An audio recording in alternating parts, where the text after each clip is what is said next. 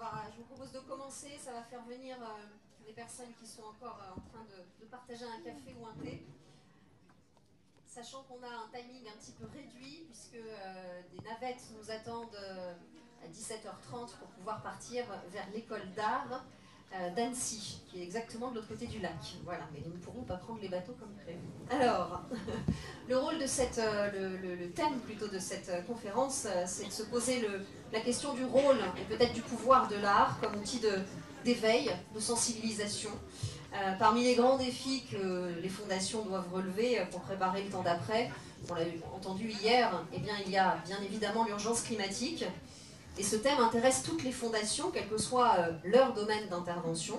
Alors nous allons voir ensemble comment, en croisant des ambitions pour le climat avec d'autres engagements, eh bien, il devient possible dès lors de contribuer à une prise de conscience mieux partagée et à inventer des modalités d'action inédites.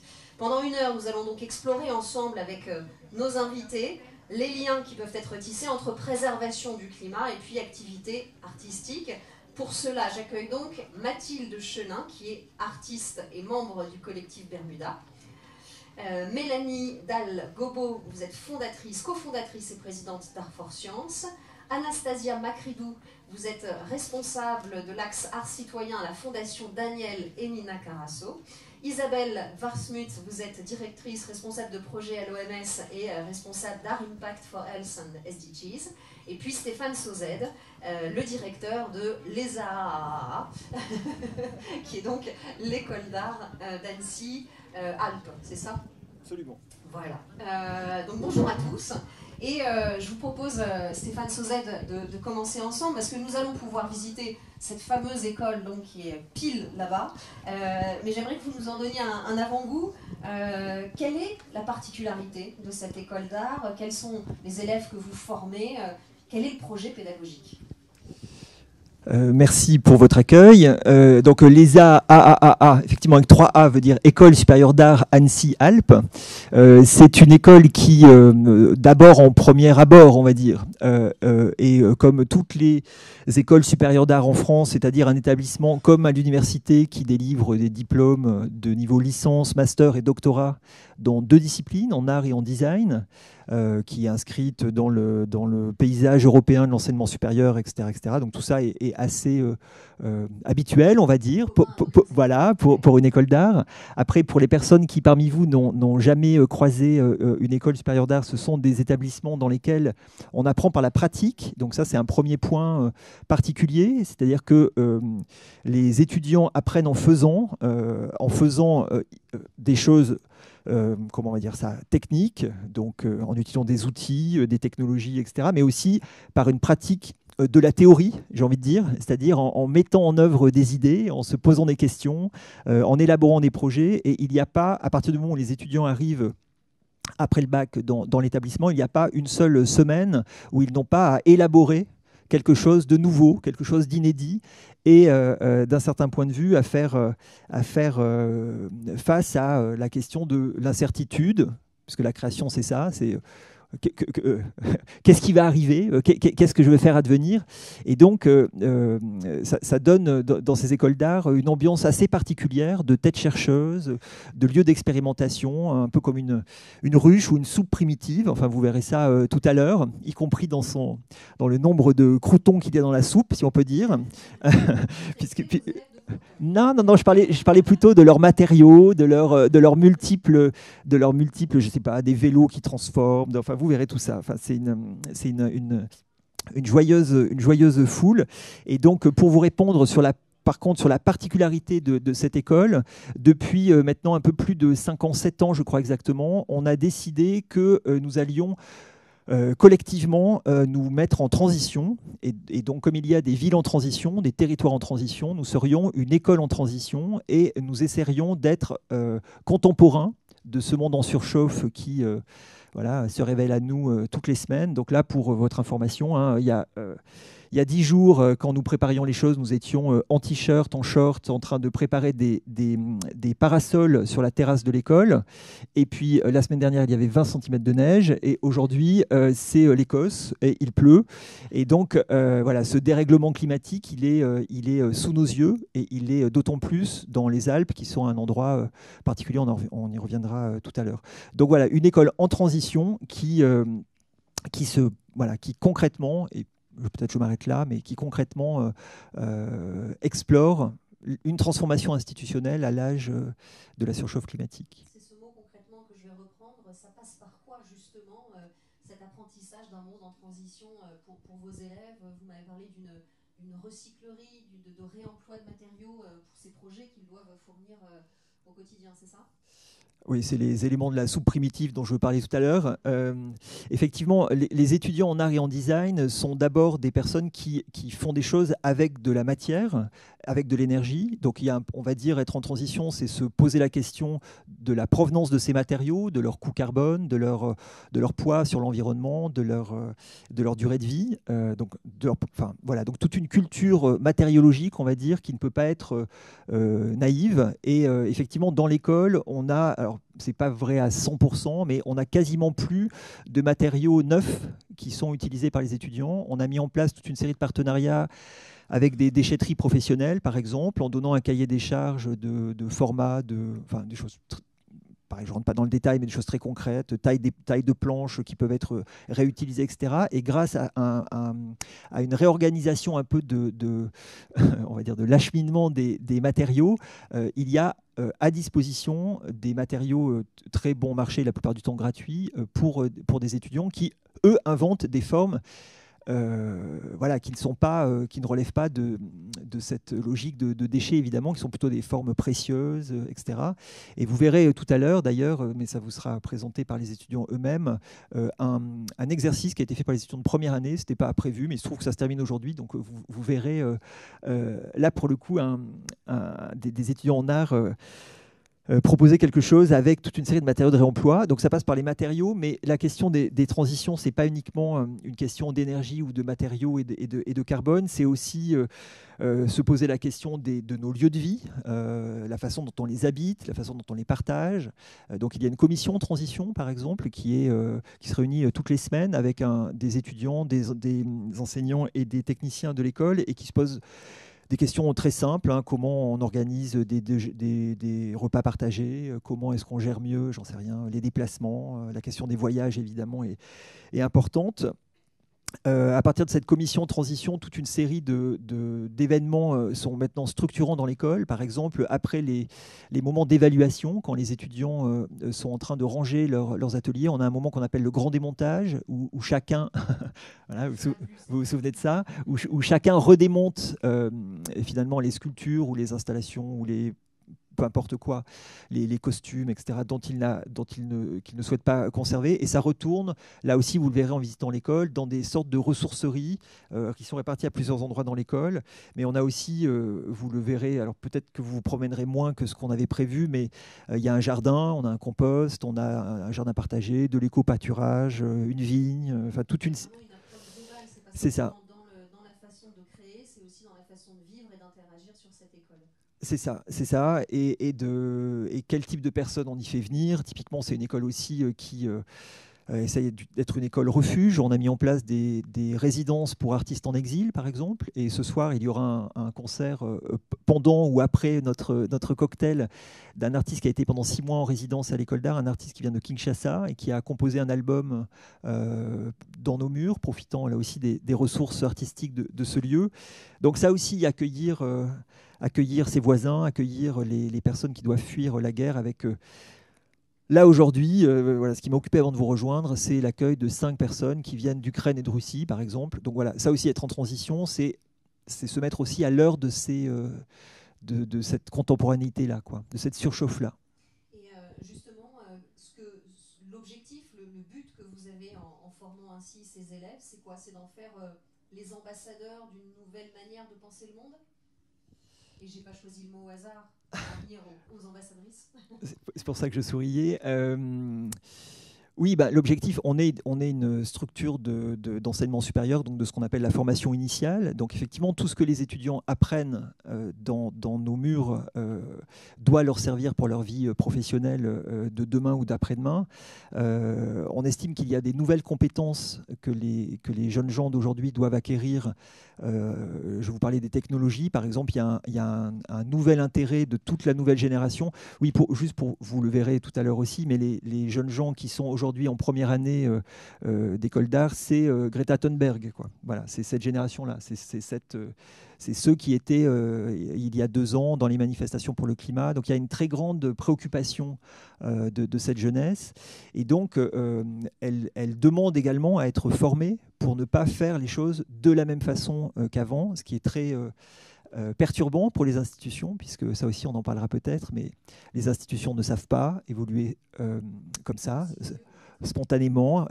Elles vont beaucoup moins vite que la société, et donc nous on a la chance dans une école d'art comment on va dire, un peu organisée pour aller vite, d'avoir pu se réorganiser. Donc en gros, pardon, j'ai pris j'ai fait une déviation. Comme ça, ce que je voulais dire, c'est que ces jeunes gens, par exemple, s'intéressent beaucoup à des technologies bas carbone, réinvestissant la céramique, délaissant le numérique, hein, contrairement à ce qu'on lit partout. C'est-à-dire qu'il y a un vrai rejet alors surtout après le Covid, hein, après avoir fait pendant 2 ans des cours en visio.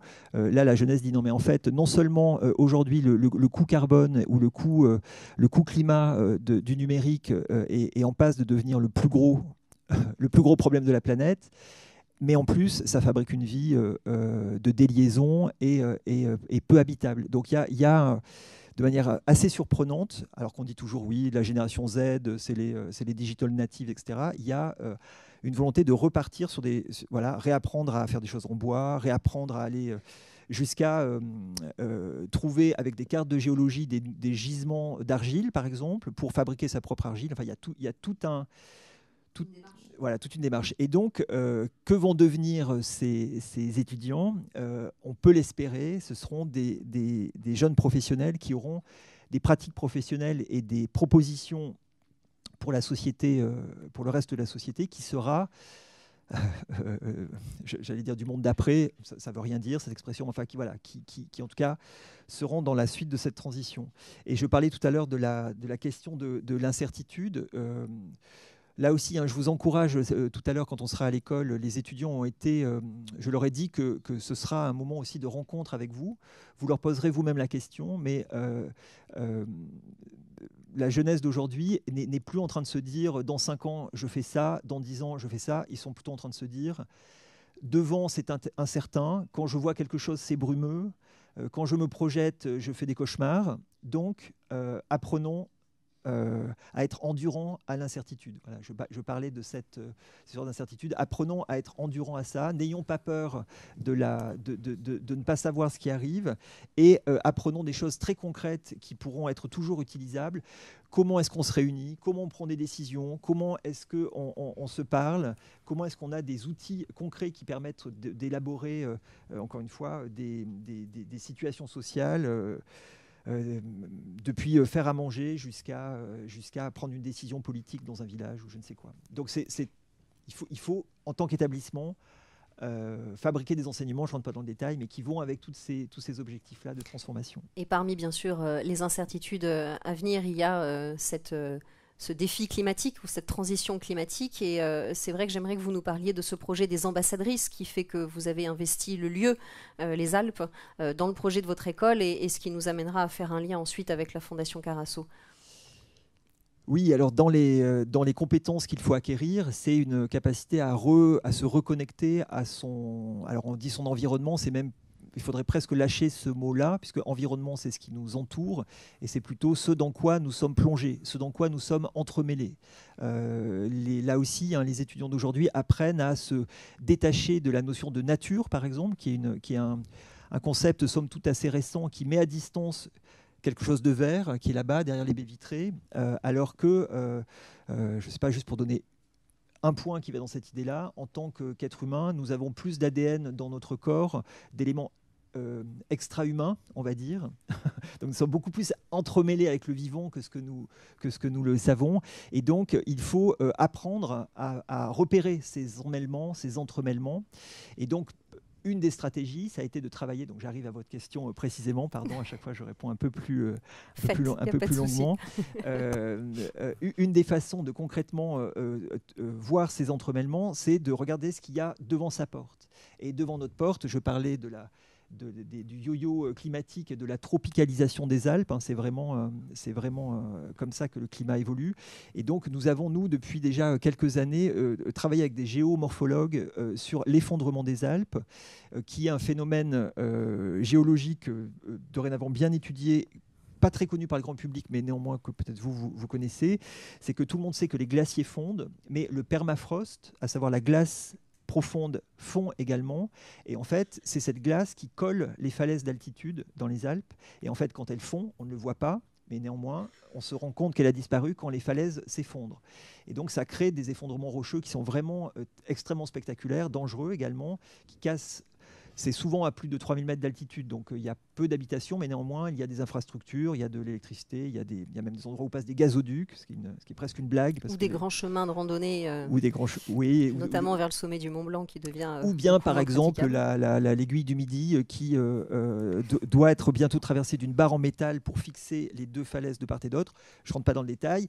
En tout cas, nous avons exploré cette chose-là, et donc les ambassadrices, pour vous répondre, une fois qu'on a eu travaillé avec ces scientifiques, avec les lanceurs d'alerte, avec les alpinistes, avec les compagnies d'assurance, avec toute une série de concernés comme ça, il nous a semblé important en tant qu'endroit pour les artistes de trouver des formes qui fassent circuler en fait l'ensemble, enfin non pas les informations, mais ce qu'on avait découvert, je ne rentre pas dans le détail.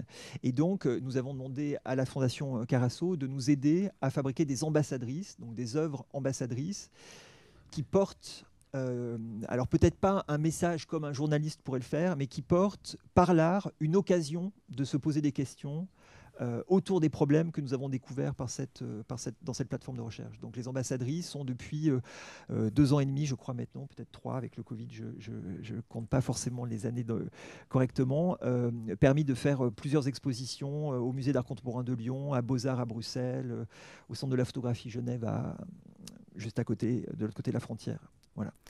Merci beaucoup Stéphane Sauzet pour cette présentation et l'explication de ce projet des ambassadrices. Anastasia Macridou, vous êtes la représentante de la Fondation Nina et Daniel Carasso. Vous avez soutenu donc ce projet, et ce que je trouve très intéressant, on vient au cœur du thème de cette plénière entre art et climat, comment faire évoluer les consciences. Et j'ai retenu quelque chose de ce que disait Stéphane Sauzet, c'est que les étudiants ont travaillé avec des alpinistes, avec des guides, avec des assurances, avec des artistes, avec des scientifiques, et c'est un petit peu l'idée même de votre fondation, c'est de mettre en lien des mondes qui ne se connectent pas habituellement. C'est bien ça ? Oui, en tout cas, merci de me donner l'opportunité de parler d'un programme particulier de notre Axe citoyen, un programme qui s'intitule Art, Sciences et Société, et dont effectivement l'affaire de lance, c'est un appel à projet qu'on a lancé déjà en 2015, intitulé Composer les savoirs pour mieux comprendre les enjeux du monde contemporain. Un appel à projet donc qui est relativement ancien, parce que dans le monde des fondations, on change souvent pour être plus près possible des besoins que la société nous renvoie. On l'a thématisé lors de sa dernière édition en 2021 pour l'orienter clairement sur les questions de la transition écologique. Et donc désormais, il s'intitule « Composer les savoirs pour imaginer un avenir durable ». Donc, on voit bien qu'il s'agit de l'art de la composition. Depuis que je suis là hier, j'entends dans les différents ateliers plénières la question des synergies, des alliances, des co-constructions. Et donc, par rapport à ces enjeux énormes qui représentent la transition écologique, ça nous paraît évident qu'aucun secteur peut prétendre embrasser les problématiques aussi complexes et si interdépendantes. Donc, il faut cultiver cet art de composer les savoirs. Et donc, l'exemple de cette école ici à Annecy, je pense qu'illustre bien justement la diversité des savoirs qu'on doit unir pour pouvoir, en tout cas, essayer, parce que chaque fois, c'est vraiment des tentatives. Hein. On ne peut pas prétendre vraiment saisir la complexité d'un phénomène dans sa totalité et encore moins prétendre de donner des solutions.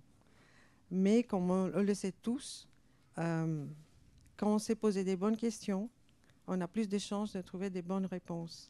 Donc je pense que l'art a justement cette capacité, comme l'a expliqué Stéphane, d'être, disons, un endroit où on se pose des questions qui en plus s'adressent à nous, pas seulement en tant qu'être des raisons, mais aussi en tant qu'êtres qui sont motivés, mis en mouvement par des affects et par des émotions.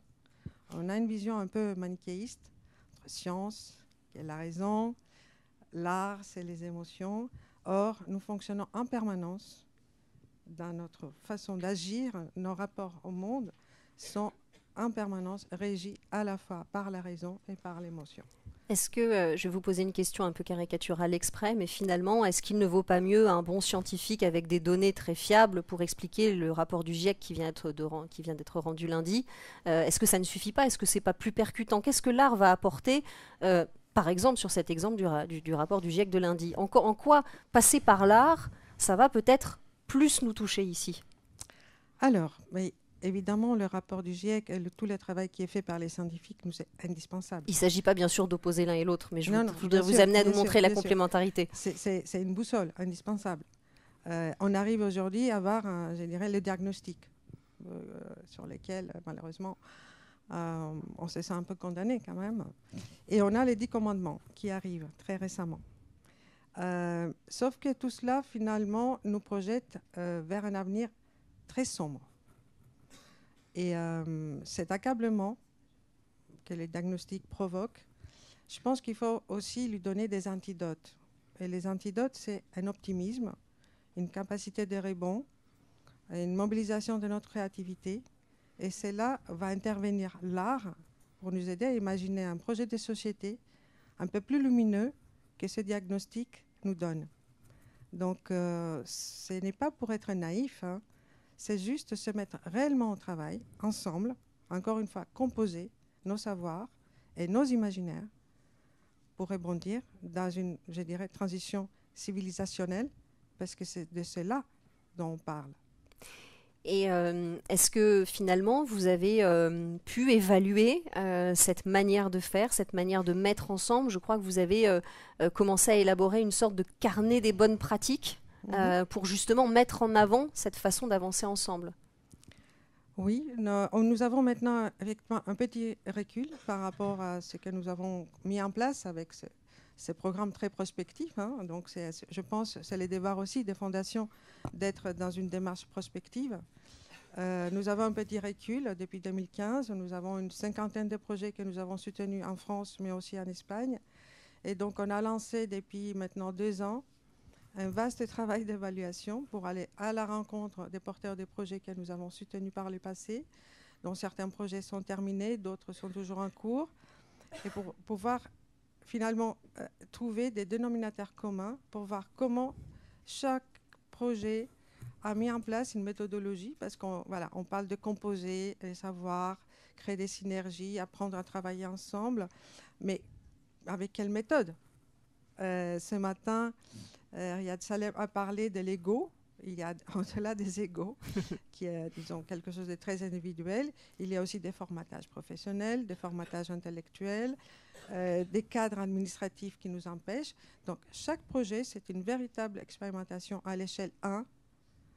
Comment peut-on inventer des méthodes pour travailler ensemble et composer? Et pour répondre à cette question finalement du pouvoir de l'art pour faire changer les consciences, est-ce que vous avez remarqué un point commun ou quelque chose qui ressort parmi tous ces projets que vous avez pu incuber depuis 2015? Alors, on voit bien que finalement les projets qui ont le plus d'impact sont des projets qui réunissent justement des personnes d'horizons différents, artistes, scientifiques, usagers du territoire, professionnels et autres, sur un problème très précis, bien situé, dans un contexte, encore une fois, territorial. Et donc, ils sont tous, d'une certaine façon, experts de ce lieu. Ils le pratiquent, chacun à sa manière. et il peut aborder la problématique qu'il représente avec ses propres outils. Mais ils ont un terreau en commun. Donc, les projets qui ont vraiment aussi un pouvoir d'agir concret, c'est typiquement les projets des ambassadrices, parce que là, on travaille sur un sujet dont on a déjà un rapport visuel, je dirais sensoriel, et sur lequel on peut avoir, en tout cas, une sorte d'expertise, quel que soit le domaine où elle s'exerce. Donc, des projets situés où, finalement, vont embrasser une problématique, parce que l'effondrement des Alpes, certes, s'opère ici, mais elle existe aussi ailleurs. Ces phénomènes existent aussi ailleurs, dans d'autres formes, mais la fonte du permafrost, ce n'est pas malheureusement une spécificité des Alpes. Vous parlez de contexte territorial, d'expertise sur un lieu donné, ce qui nous amène à notre invitée suivante, Mathilde Chenin, cofondatrice du collectif Bermuda. J'aimerais qu'on parle ensemble du projet de forêt-jardin que vous menez, un projet qui est soutenu aussi par la Fondation Carasso. Un mot peut-être d'abord du collectif, le collectif Bermuda, et ensuite on viendra à ce projet plus précis de forêt-jardin. Merci d'abord de me donner la parole, de me permettre de présenter ce projet. Alors le Bermuda, c'est au jour d'aujourd'hui 5 survivants d'un long processus d'autoconstruction d'un site d'atelier de production artistique mutualisé. Donc aux alentours de... Je travaille aux côtés d'autres artistes, Maxime Bondu, Guillaume Robert, d'une commissaire d'exposition, Bénédicte Lepimpec, et d'un ingénieur en informatique, Julien Griffith. Et on s'est rencontrés entre 2013 et 2015, tous dans la trentaine, guettés par le jeunisme de la scène d'art contemporain. Enfin voilà, essayant de donner des outils à nos pratiques pour les pérenniser, pour leur permettre aussi de se développer en dehors de logiques institutionnelles de production, voilà, pour leur donner un lieu et du temps. On a décidé de construire un bâtiment dans une région qui est assez particulière, qui est le Pays de Gex, qui n'est pas très loin d'ici.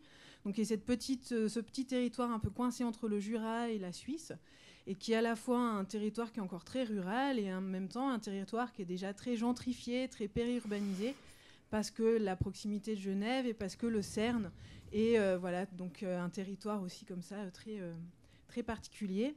Il n'y avait pas de friche industrielle à réhabiliter et à occuper, ni à louer, etc. Mais au fur et à mesure du montage de projet, on a eu la grande chance de rencontrer Denis Linglin, qui est le maire de la commune de Cergy, qui est un ancien ingénieur du CERN et qui a soutenu le projet dès le départ, qui a accepté de nous vendre un bout de friche SNCF. Et on a travaillé pendant 3 ans à dessiner avec un architecte, Thomas Mouillon, de l'agence ACTM, qui est à Grenoble, un bâtiment qui correspondait à nos besoins en tant que déjà vieux artistes, en fait, ou praticiens, plasticiens. Et donc, il y avait un budget très serré, bien sûr, parce que nos économies personnelles étaient ce qu'elles étaient. Et puis, on a monté ce projet en imaginant aussi à chaque fois des manières de construire ce bâtiment dans des formes d'économie de moyens et finalement, en travaillant avec les entreprises, avec plein d'interlocuteurs locaux, on a réussi à auto-construire, parce qu'on l'a fabriqué donc avec nos mains. Vous pouvez aller voir sur le site, il y a les images de la construction. Ce bâtiment, qui ressemble en gros à un grand toit de 1300 mètres carrés, qui abrite des modules en briques de à peu près 800 mètres carrés habitables, qui hébergent à la fois... Alors, ce ne sont pas des ateliers artistiques comme on a l'habitude d'en voir, où chacun a son petit bout d'atelier privatif. Il y a plutôt des grands ateliers. Ça ressemble plutôt à une école d'art, en fait, sans administration. Mais déjà vos diplômes. Et on a déjà nos diplômes, donc on a moins de pression.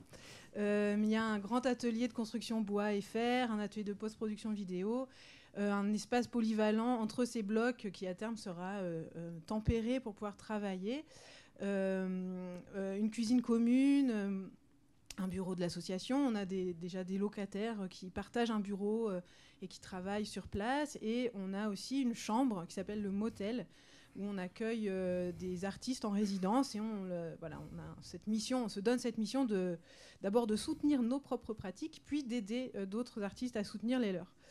Donc on a comme ça 2 grandes orientations. D'un côté, on ressemble un peu à un Fab Lab, où des personnes qui ont besoin de fabriquer une œuvre peuvent venir le faire dans des espaces avec des outils professionnels, avec de l'aide s'ils en ont besoin. Et de l'autre, on fait un gros travail bénévole pour trouver des fonds auprès de nos interlocuteurs de la DRAC Rhône-Alpes, de la région, etc., pour donner de l'argent à des artistes pour qu'ils viennent en résidence. On les loge et on leur offre du temps pour travailler, mener à bien un projet. Et ça, on invite ces artistes en fonction des résonances qui se trouvent y avoir entre ce à quoi on est en train de réfléchir nous-mêmes et leur travail. Et Mathilde Chenin, c'est sur cet espace que vous avez donc ce projet de jardin-forêt. Ouais. Donc c'est un terrain donc on a commencé à investir le lieu, on a fini d'autoconstruire et puis on a habité finalement, on est devenu habitant de ce lieu-là.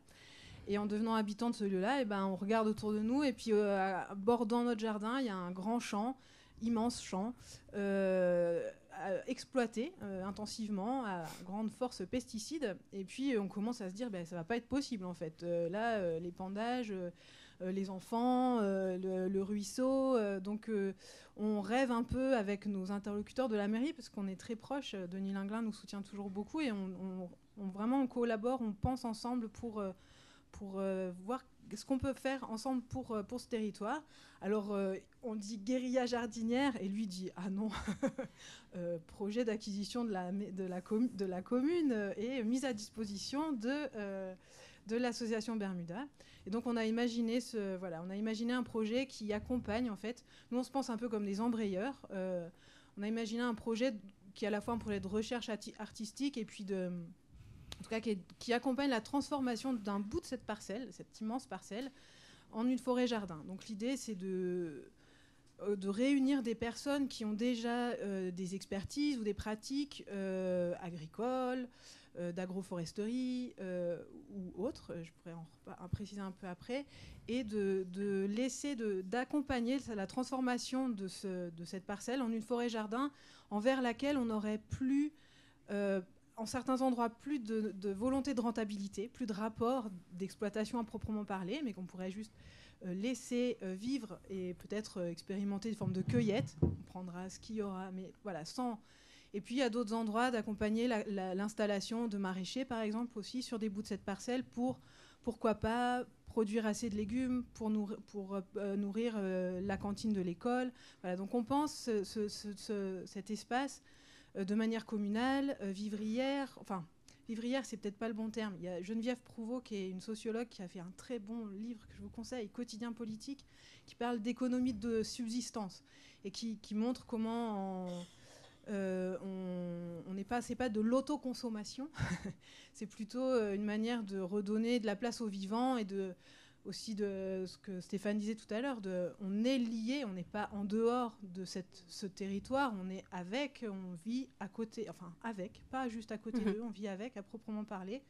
Et comment on imagine des formes collectives, communales, de retour à d'autres manières d'être au monde. Et ce genre de projet peut effectivement, concrètement, faire changer les consciences sur le climat.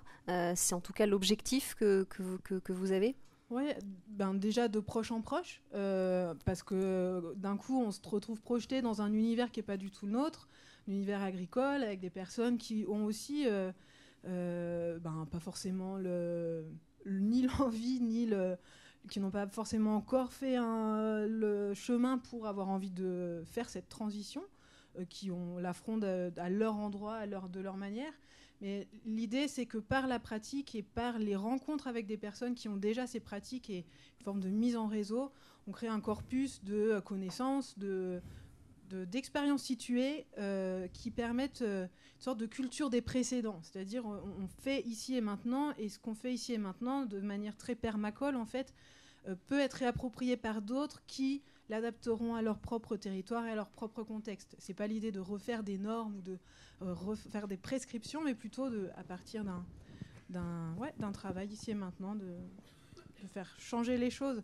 Il y a un terme de Françoise Vergès que j'aime beaucoup, qui est la réparation. C'est-à-dire, on ne pense pas qu'on va tout changer, mais par contre, en réparant peut-être déjà aussi très concrètement cette terre qui va revivre, comment Et Mathilde, est-ce que peut-être profiter d'être ici, quel est selon vous, ou qu'est-ce que vous suggérez du rôle des fondations finalement dans ce combat commun pour l'art, pour le climat? Alors, c'est peut-être un petit peu provocateur. Non, je pense que le rôle des fondations, ce qu'elles peuvent apporter, c'est d'aider les projets à se passer de vous, dans le sens d'aider les projets qui existent quelque part à devenir autosuffisants, en fait, et à trouver leur logique endogène quelque part, et à trouver des vraies formes soutenables depuis leur endroit et selon leurs besoins, et de pouvoir exister par eux-mêmes. Parce que finalement, ces projets se mettront en réseau. Enfin, voilà, c'est pas le lien avec le territoire. On a un peu cette vieille idée que l'enracinement, il y a quelque chose d'un un peu suspect. C'est un peu anti-républicain de droite, vichiste, etc. Il ne faut pas être trop proche d'un lieu. Mais en réalité, et on a, voilà, il y a toutes les années 90, c'est ça. C'est la tase, c'est le non-lieu. Il faut surtout pas s'ancrer. Et en fait, au contraire. Aider les projets à prendre racine, ne les ferme pas sur eux-mêmes, mais les invite plutôt à aller... Et ça, Geneviève Prouveau, encore vraiment très bonne lecture, montre comment l'interconnaissance du proche au proche n'est pas antidémocratique, mais au contraire permet des liens forts, des liens soutenables et des liens justes au bon endroit. Alors, j'ai fait une bêtise. Je vous laisse la réparer. Pardon. C'est un réchauffage derrière nous, donc si vous l'éteignez, c'est aussi bien. Ah. Si vous avez noté le... C'est vrai qu'il fait chaud à côté du... Ouais, ça peut... Ouais, ok, merci. Mathilde Chenin, je rebondis sur ce que vous disiez et je vous remercie. J'entendais prendre racine, faire en sorte que nos projets puissent prendre racine, et on s'inscrit à nouveau dans le temps long et dans cette approche globale. Et Isabelle Warsmuth, en tant que directrice de projet à l'OMS, vous aussi finalement vous prenez cette approche globale, et notamment en matière de santé, où là aussi l'art peut avoir un rôle, et c'est maintenant ce sur quoi on va se pencher. J'aimerais qu'on parle très concrètement de 2 projets que vous avez mené pour illustrer le pouvoir de l'art dans le changement des consciences et des mentalités. Vous avez initié notamment, c'est un premier projet dont je voudrais qu'on parle ensemble, des ateliers artistiques dans plusieurs pays. Vous m'aviez parlé du Pérou, notamment avec une expérience de masque. Oui, donc effectivement, c'est totalement, pour rebondir sur ce qui a été dit, c'est complètement dans la même mouvance en fait. Et donc, pour reprendre en fait l'idée du leadership aussi, dont on a beaucoup parlé ensemble, c'est de pouvoir en fait démontrer concrètement comment on va dire un leadership distribué, donc cette mise en réseau que vous avez très bien expliqué, peut s'opérer au niveau en fait mondial, international. Donc les qualités en fait de mise en mouvement en fait, parce que c'est pour mettre en fait les choses en mouvement, les ingrédients sont les mêmes, et l'idée c'est vraiment en fait de pouvoir faire du design organique, ce que j'appelle organique. Donc c'est-à-dire qu'il n'y a pas de volonté, par exemple, c'est un peu comme notre corps humain, moi qui suis biologiste à la base, donc moi je suis scientifique et artiste, donc il y a connexion des 2 cerveaux, on en parlera après, ça c'est le lien avec art et science après, mais donc voilà, l'importance aussi de ne pas être réduit par exemple à que de la science ou que le côté art, donc d'arriver à relier en fait les disciplines, ça c'est quelque chose de fondamental pour le futur en fait, mais aussi pour le futur des nouvelles générations. Et pour ça, effectivement, c'est aussi par rapport à l'approche terrain, c'est comment aller à la rencontre justement des communautés les plus défavorisés, les plus marginalisés, à travers des problématiques de santé très spécifiques. Donc là, on travaille par exemple avec des partenaires qui peuvent être partout dans le monde. Hein. Ça peut être des fondations, ça peut être des associations, ça peut être d'autres organisations internationales. Donc c'est pas figé. Et ce qui va nous intéresser, c'est que le partenaire avec qui on va travailler va en fait s'aligner avec une charte. Je vais juste vous donner globalement les qualités de la charte. C'est co-créativité, donc on co-crée ensemble. Donc il n'y a pas quelqu'un qui décide pour l'autre. Donc en fait, on réunit les talents de chacun. Donc ça, c'est très important. Il y a le côté aussi de la résilience, c'est-à-dire que la beauté de faire ensemble, c'est justement la découverte de soi à travers les autres. Donc c'est vraiment de mettre ça en pratique à toutes les échelles, donc locale, nationale, régionale et internationale. Et puis bien sûr remettre l'humain au centre, donc là l'humanité. Donc ça doit rentrer dans cette charte. L'empathie, c'est-à-dire qu'on est capable en fait de se porter le défi à soi-même, de dire je mets ce processus d'intelligence émotionnelle, de communication avec l'autre, de respect avec l'autre, de l'écoute, du non-jugement aussi, puisqu'en fait on va travailler par exemple avec des enfants qui sont touchés par, ça peut être le Noma par exemple au Burkina Faso, ça peut être les fentes labiales qu'il y a partout dans le monde en fait de malformations où les enfants ont besoin de chirurgie essentielle, mais ça suffit pas. Une fois que l'enfant est opéré, il faut qu'il soit réinséré en fait au sein de sa famille, au sein de sa communauté. Donc souvent il y a des discriminations. Donc comment on peut réinsérer en fait la personne dans son milieu de vie en fait. Et avec des projets artistiques, vous y parvenez, c'est ce que vous m'aviez expliqué. Exactement. Donc en fait, par exemple, pour vous donner des exemples concrets, ouais. Donc, puis les deux dernières valeurs, c'est humilité et puis transcendance, puisque c'est amener aussi les gens à vouloir en fait dépasser leurs conditions en fait d'handicap quelque part, quoi. Ce qui revient à ce que disait Mathilde Chenin de aidez-nous à nous passer de vous, quoi. Voilà, c'est exactement ça. Et alors on a des histoires extraordinaires parce que justement là je vais partir au Mexique mais après je reviendrai au Pérou, mais par exemple la dernière expérience, là j'étais l'année dernière, oui, parce que on est déjà en 2022. J'étais au Mexique et là, donc comment ça fonctionne au Mexique? On va travailler avec des artistes locaux en fait, donc ça peut être une école d'art. Donc on va travailler avec cette école d'art et puis on va travailler aussi avec l'hôpital, parce que là on travaille avec un hôpital sur place. Et on leur dit, pour monter l'événement de créativité avec les enfants, c'est quoi la spécificité de votre culture? Et là, ils vont nous dire, nous, en fait, ce qui compte, c'est de célébrer les morts.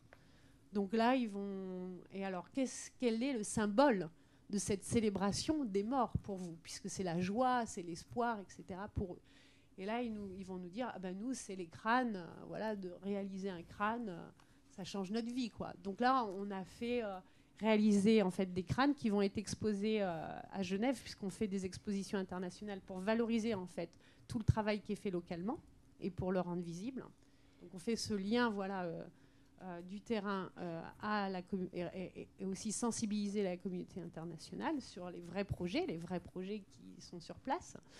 Et donc là, par exemple, il y avait une petite fille qui était touchée justement qui ne parlait pas, qui était pratiquement autiste et donc qui était suivie par une psychologue qui l'accompagnait dans l'atelier et qui dit elle va pas parler, elle va rester dans son coin, etc. Et puis elle a commencé parce que les enfants produisent aussi en masse. Enfin là, c'était pas vraiment le grand crâne comme les artistes. Donc là, ils inspirent en fait les enfants, puis on expose aussi ces crânes. Mais là, c'était ils avaient aussi des formes comme ça en 2D, on va dire, de crâne, et ils devaient créer ce qu'ils ressentaient au niveau des couleurs, etc. Et cette petite fille. Juste un atelier, quoi. C'est pas quand même, c'est incroyable. Et elle était complètement transformée. Elle a commencé à parler, à chanter. Elle était même plus active que tous les autres enfants. Et donc la femme qui l'accompagnait n'a pas compris. Elle dit je comprends pas ce qui se passe. Etc. Donc il y a vraiment un phénomène en fait incroyable qui se passe, mais aussi au contact des artistes, puisque l'artiste en fait est quand même sans jugement. Il est dans un processus créatif, donc il va aussi faciliter en fait cette intégration, ce dialogue sans mots, sans langage, avec justement des personnes qui peuvent être justement fragilisées et qui sont dans la recherche, voilà, comment je retrouve un bien-être, une harmonie de moi-même, mais aussi des autres autour de moi. Et donc là, on a voilà, des résultats comme ça. Et au Pérou, on a travaillé avec un artiste extraordinaire qui s'appelle Antonio Zegara, qui lui est artiste aussi et médecin. Et donc on a travaillé avec sa clinique. Et là, on a réalisé, il y a des masques qui ont été réalisés, mais avec la fente labiale, pour montrer en fait la fente, voilà, la problématique de santé. Et les enfants ont créé voilà, aussi des masques. Donc on les a réexposés aussi c'était l'année dernière, pardon, dans une exposition à Genève pour expliquer ce qu'on faisait. Donc c'est comment on communique avec l'art. Et donc c'est très intéressant parce que dans les ateliers que j'ai suivis, il y avait le questionnement sur j'ai plein de résultats à communiquer, j'ai plein de choses à dire à la communauté internationale, mais c'est tout en français et on n'a pas les moyens d'avoir des traductions de tous ces documents, de tout ce qu'on a fait. Et donc la réponse, c'est de dire communiquons justement à travers l'art, puisque c'est un langage universel, et qu'à travers l'art, même si moi je ne sais pas l'espagnol, par exemple, donc moi je fais des peintures murales en plus dans l'hôpital.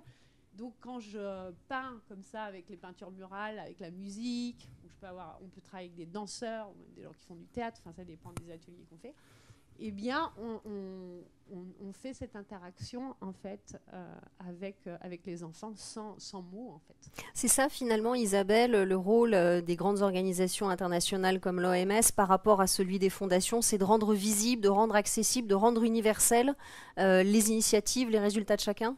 Exactement. Donc là, l'idée de cette plateforme, en fait, c'est d'identifier de façon mondiale. Donc là, j'ai mis un peu un groupe de recherche un peu ad hoc sur l'identification, voilà, on va dire des initiatives artistiques les plus anciennes peut-être ou qui ont démontré un certain impact, à la fois dans l'éducation, mais aussi la santé, puisqu'il y a quand même un lien. Avec bien sûr des fois c'est porté par des écoles d'art, je pense notamment au Brésil, on travaille avec parce qu'ils sont très engagés là-dessus, ils forment aussi des artistes voilà, à interagir par exemple avec les favelas, etc. Donc ils interviennent, ils récupèrent des enfants qui sont dans des situations dramatiques, etc. Donc tout en Afrique du Sud aussi, je travaille beaucoup avec l'Afrique du Sud. Et donc on identifie en fait ce qu'on appelle des leaders d'initiative. Donc ça peut être des gens qui sont dans des associations, qui sont dans des fondations, qui sont dans des collectivités au sens plus large. Ça peut être des entrepreneurs. Et en fait, on va travailler avec les décideurs, mais même jusqu'au niveau du ministère de la Santé. Parce que, par exemple, au Maroc, là, j'ai présenté ce programme directement au responsable hospitalier du CHU de Marrakech. Et il a dit, moi, je veux le mettre à l'échelle dans mon hôpital. Donc après, chaque service a proposé des activités artistiques, que ce soit les soins palliatifs, que ce soit pour aider les femmes par rapport aux problèmes en fait, d'accouchement, en fait, et puis aussi du suivi de l'enfant, etc. Donc chaque service a décidé voilà, d'introduire l'art en tant que support en fait, psychologique, mais aussi social à la personne. Et le pays aujourd'hui avec qui on travaille, qui est le plus en avance dans cette approche, c'est l'Angleterre, avec lequel on a mis en place en fait, je vais dire en anglais, mais The Global Alliance for Social Prescribing.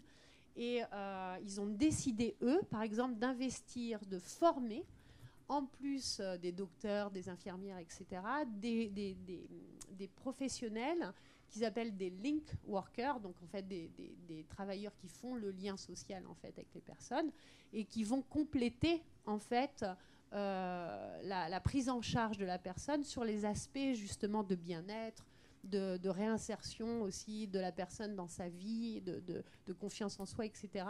et d'inclure ces activités artistiques. Et comment finalement le directeur de l'OMS que vous êtes, c'est par votre formation personnelle, vous disiez je suis à la fois biologiste je crois et artiste, vous avez choisi de travailler avec l'art parce que finalement quel a été le pont, alors on peut en revenir aux ODD, aux objectifs de développement durable qui sont pluriels et où la santé se croise, comment vous avez fait le lien en fait, quel a été le point de départ ? En fait, on avait, je sais plus dans quel atelier, je crois que c'était dans notre dernier atelier où on a dit il faut oser. Donc mes premières expositions, elles s'appellent Oser être. Donc c'était une exposition que j'ai faite sur la violence faite aux femmes. Et puis la deuxième, ça c'était une exposition internationale, mais on l'a rendue itinérante puisque maintenant elle est au Maroc. Et donc on a adapté l'exposition européenne, on va dire, à la culture marocaine avec les textes, des poésies en arabe. On a même rajouté du berbère, etc. pour voilà, toucher toutes les femmes. Un maximum de monde. Et donc, voilà, la deuxième, ça s'appelait Oser agir. Voilà, oser agir pour la santé. Et en fait, ça m'est venu pas du tout au départ. Moi, à l'OMS, ça fait plus de 10 ans sur assister les États membres en fait, à mettre des politiques de santé en place, donc les former en fait, sur comment j'utilise les preuves scientifiques, donc les données brutes, et les traduire en politique de santé, aussi organiser des dialogues entre les parties prenantes. Et là, on voit, quand on fait ça pendant 10 ans, toute la limitation qu'on a. Et on voit que ça ne fonctionne pas parce que les gens ne vont pas intégrer toute cette connaissance juste par écrit. C'est pas possible. Et puis il y a des problèmes de langage, au-delà même de la langue. Ce que vous disiez, d'où le recours à l'art. Voilà. Et donc en fait, on communique de manière beaucoup plus profonde et beaucoup plus belle, parce qu'en fait, quand on communique par l'art, on ne porte pas une idée, il n'y a pas d'idéologie. Il n'y a pas, voilà, je ne porte pas une idéologie, je porte un message qui est plus grand que moi. Et donc les artistes, souvent, voilà, il y a quelque chose qui est subtil. On a parlé aussi, je me souviens, de comment on capture voilà, cette connaissance immatérielle, ces biens immatériels, et c'est complètement là-dedans, en fait. Donc là, on a la réponse par rapport à la question qui a été posée pendant la discussion, quoi. Donc c'est ça qui est magnifique, c'est comment je ne juge pas l'autre, mais comment je vais l'inspirer. Et comment lui se sent inspiré et va en fait oser, voilà, dévoiler finalement son potentiel et sa créativité. Et ça, c'est vrai pour toute personne. Ça peut être la personne la plus handicapée du monde qui va complètement se révéler. Donc on ne peut pas condamner quelqu'un, c'est pas possible en fait. Et un mot très rapidement, parce que je vois l'heure défiler, d'Art Impact for Health and SDGs, puisque ça va faire le lien avec Mélanie. Oui, donc ça, c'était, on a commencé l'initiative effectivement avec l'approche sur la santé. Et puis j'ai pu relier cette initiative avec des partenaires des Nations Unies qui œuvrent en fait pour accélérer la mise en œuvre en fait des objectifs du développement durable. Et donc ces partenaires-là sont convaincus. Donc du coup, on a relié tous les secteurs, secteur économique, éducation, santé, entrepreneuriat. Enfin voilà, donc on fait les liens. Et là, c'est ce qui a été dit, c'est-à-dire que là, il n'y a pas de conflit, il n'y a pas de compétition, puisqu'on est sur des valeurs transcendantes. Donc là, au contraire, chacun va donner le meilleur de lui-même pour contribuer à sa hauteur qui peut contribuer. Donc par exemple, sur les SDG, on a, et là je vais conclure là-dessus, on a pu faire une intervention par exemple devant 700 étudiants à Hong Kong et là sur les pays des Émirats, et on leur a demandé pour la prochaine expo qui est sur One Sustainable Health et puis la santé planétaire, donc on organise avec Benoît, on a demandé qu'ils contribuent avec leurs œuvres, avec leurs dessins. Donc ils ont envoyé leurs dessins, mais ils ont aussi envoyé, vous verrez, leurs textes. C'est incroyable comme c'est touchant. Et donc on a eu énormément de contributions. Donc je pense que ça, c'est vraiment le futur, quoi. C'est que de laisser la place à tous, mais en pratique, pas juste en théorie, quoi. Donc je pense qu'il faut vraiment aussi agir collectivement et pas juste parler, quoi. Merci beaucoup Isabelle Warsmuth. Autour maintenant de Mélanie Dalgobo d'Art for Science, qui est un des projets qui fait partie d'Art Impact for Health and SDGs. Mélanie, Art for Science, une association à l'origine, il y a une maladie grave qui touche votre mari Thomas et je vous propose de nous partager peut-être le combat que ça a été. Avec plaisir, je vais faire vite du coup. En fait, à 26 ans pour Thomas et à 23 ans pour moi, on entre dans le monde du handicap physique parce que Thomas a eu un cancer du talon alors qu'il était coach sportif et en pleine forme. Et du jour au lendemain, on apprend qu'il a un cancer dans le pied et du coup il a deux choix, enlever le cancer en grattant tout autour, il aura l'apparence du pied mais il ne pourra pas s'en servir, ou amputer la jambe au niveau du mi-tibia. On a une semaine pour se décider, il décide l'amputation parce qu'aujourd'hui on a la chance d'être en France et le milieu des prothèses nous permet de se remettre de ce genre de difficultés-là. Donc c'est ce qu'on fait. Il se fait opérer, ça se passe très très bien. Il se fait équiper d'une prothèse dans les 3 mois qui suivent, ils sortent du centre de rééducation. Et là on se dit on va adapter notre vie à ce qui vient de se passer. Et Thomas se concentre sur la découverte du monde du handisport. Donc Rayad ce matin vous a parlé de chose qu'on connaît que très bien avec Thomas. La Fédération Handisport nous a accueillis, on a découvert plein de sports et Thomas a eu un coup de foudre pour l'escrime handisport et l'année de son amputation, il fait des compétitions, il rejoint un club de Lyon, il s'entraîne, ça marche, il fait des compétitions, il les gagne et il devient 22e mondial en sabre, en escrime handisport, à peine un an après son amputation. Donc tout se passe bien et là par contre il commence à faire la nuit des crises d'épilepsie partielles. Donc on a su ce nom-là plusieurs mois après. Nous on voyait que c'était simplement des réveils nocturnes avec des absences. Et en fait on a fait des bras de fer avec le corps médical qui pensait que c'était psychologique parce que des jeunes positifs qui s'en sortent aussi facilement d'un cancer comme ça et d'une amputation, ça n'existe pas. Donc ils nous disaient non c'est psychologique et on a demandé des examens qui nous ont pris plusieurs mois pour découvrir finalement à l'occasion d'une IRM qu'il avait un cancer des gliomes. Donc dans votre cerveau, vous avez les neurones et vous avez un liquide qui permet de nourrir et de connecter ces neurones qui s'appelle la glie. Et donc c'est un cancer de ce liquide qui concerne aujourd'hui 55% des personnes qui ont des tumeurs cérébrales. Et les tumeurs cérébrales sont la 2e cause de cancer chez l'enfant. Donc on découvre tout ce monde-là. Thomas se fait traiter pendant 10 mois à Lyon. Il lui donne des médicaments contre l'épilepsie. Ça ne marche pas. Et au bout de 10 mois, il propose un protocole de 18 mois de radiothérapie, chimiothérapie, sachant qu'il lui reste à peine 3 ans à vivre. Et là, mon intuition se déclenche en disant, je pense qu'on n'est pas suivi par les bonnes personnes. Et du coup, je me mets à faire des contre-recherches sur Internet, donc je vais la faire en très très courte. Je creuse, je trouve. À Montpellier, ils ont beaucoup de publications sur les tumeurs des gliomes. Je leur envoie le dossier.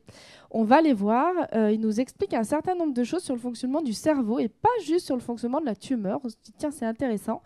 Et ils nous disent, mais en fait, il ne faut surtout pas faire ce protocole. Il est obsolète depuis 15 ans. Nous, aujourd'hui, on opère les cerveaux.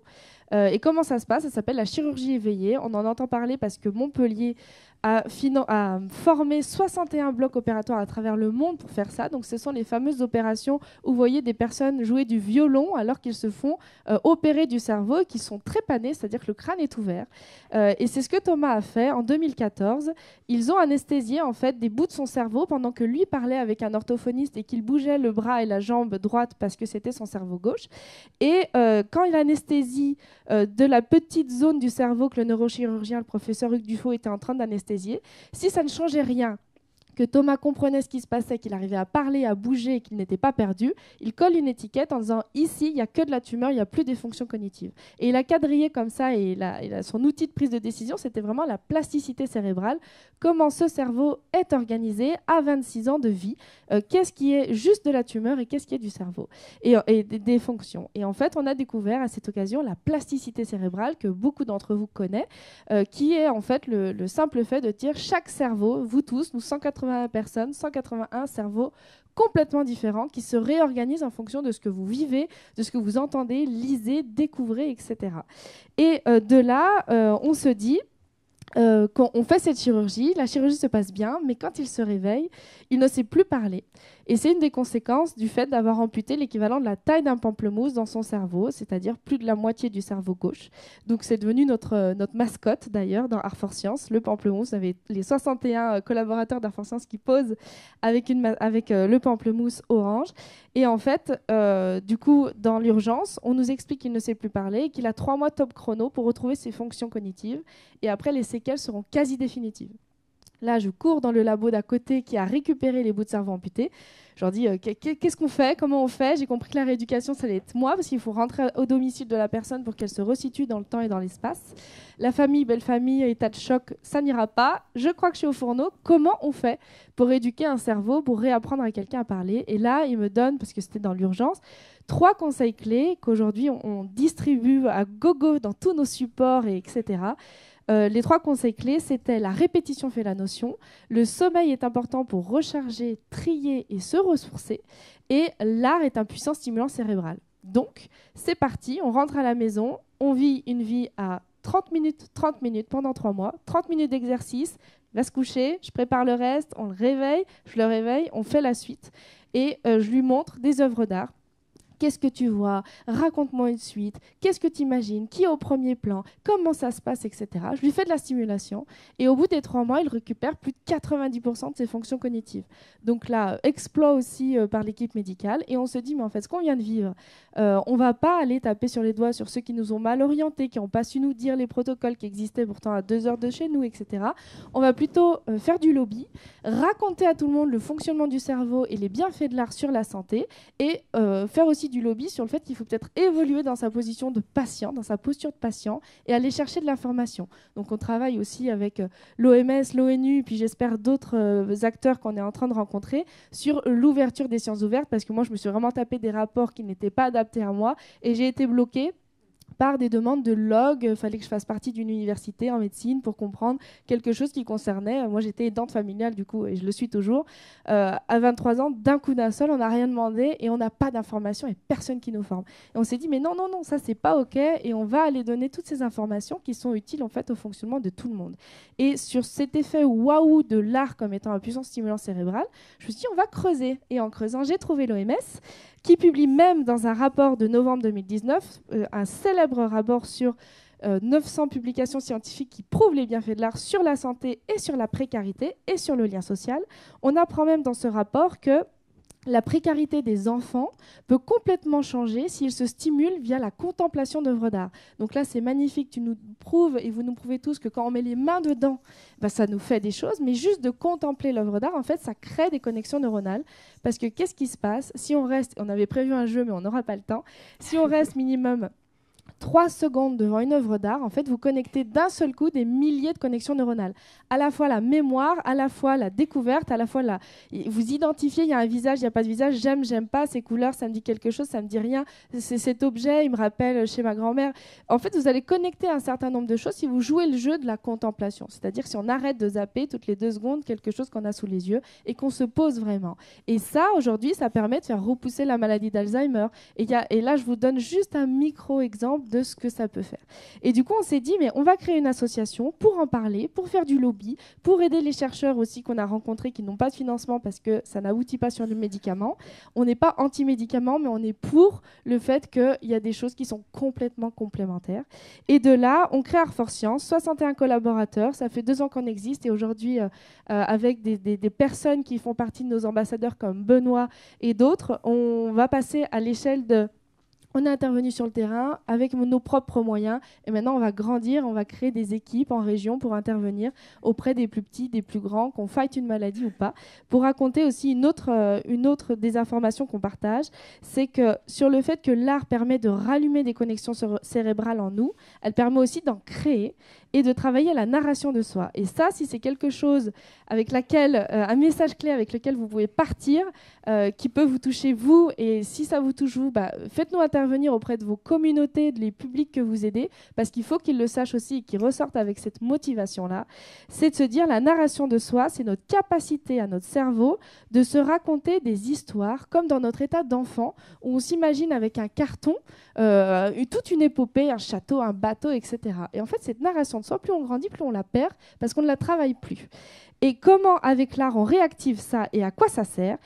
C'est qu'il y a des neuropsy qui travaillent avec nous dans Art for Science et qui soignent des personnes atteintes de dépression ou d'anxiété généralisée, la phobie de l'autre, avec la narration de soi et l'art. Et comment ça se passe? La personne, par exemple, lit un poème en consultation, donc elle a fini les médicaments pour soigner la dépression. Elle lit un poème, et ce qu'elle cherche à provoquer chez la personne, c'est l'appréciation du beau. Donc, quand les personnes entendent un poème, ils disent « j'ai rien compris ». Donc, ok, celui-là, il ne résonne pas, tu n'es pas en empathie avec celui-là. Je t'en lis un autre ou je te montre une œuvre d'art. Et dès qu'il y a un poème ou quelque chose ou une œuvre d'art qui fait tilt, en disant « ça, je trouve que c'est pas trop moche ». Ah, Donc là, on allume quelque chose qui est la beauté.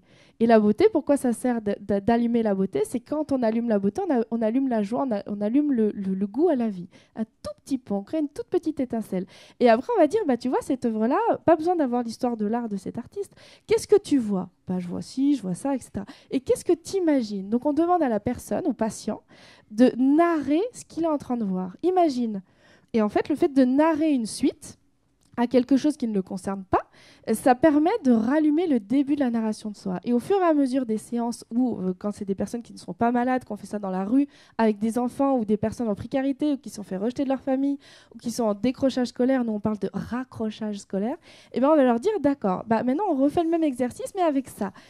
Imagine une suite. Et ben ils vont, au fur et à mesure, développer des connexions neuronales pour rajouter une suite à une œuvre. Et petit à petit, ils vont rajouter une suite à leur vie. Ils vont avoir un projet pour demain, et puis finalement pour après-demain. Et finalement, toute cette génération qui est plombée par les enjeux climatiques et qui se disent mais on est dans un monde qui est pourri, ils vont se dire mais en fait, quel projet je peux faire à court terme? Et puis en travaillant cette connexion neuronale, en se côtoyant l'art dans un quotidien, et bien petit à petit, on va créer une super compétence de dire je peux imaginer des problèmes aux solutions, je peux narrer une suite. Et quand j'y arrive pas, je le fais en groupe, parce que regarder une œuvre d'art en groupe, c'est juste des effets démultiplier des bienfaits de l'art sur la santé.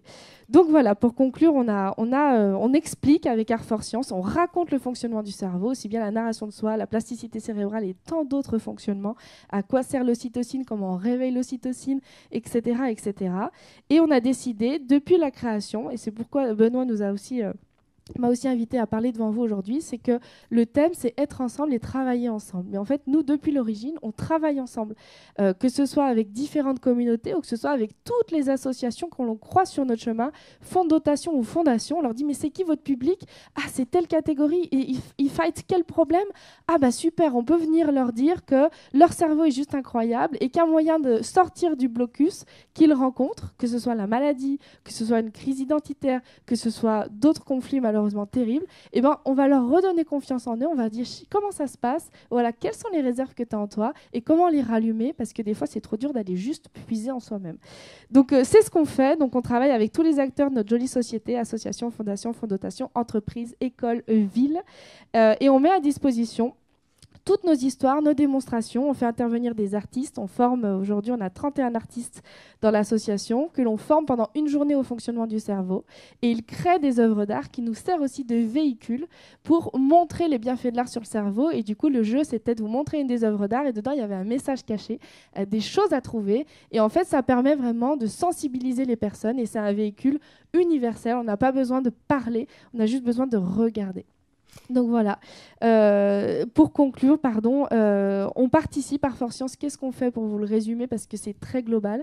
On participe à une prise de conscience des capacités de chacun à challenger les problèmes qui nous font face en simplement comprenant la puissance de son cerveau et l'art comme étant un outil de stimulation, soit pour guérir, soit un outil de stimulation de la réflexion. Voilà. Je crois qu'on a tout dit. Les problèmes climatiques qui nous font face, simplement... Merci beaucoup. Merci. Oui, on a tout dit.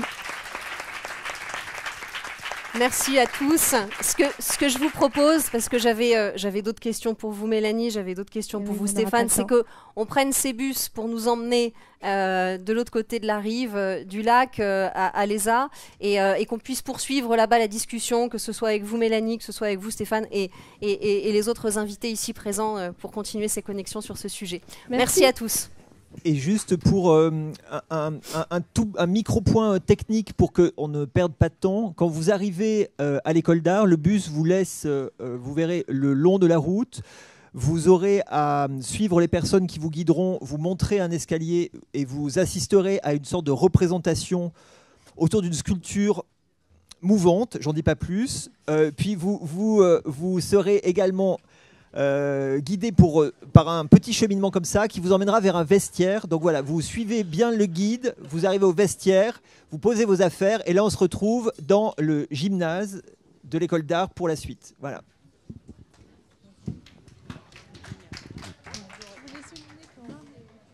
Pour pas que les gens s'arrêtent 3 plombs, mais on fait quoi? Fais attention. Bon,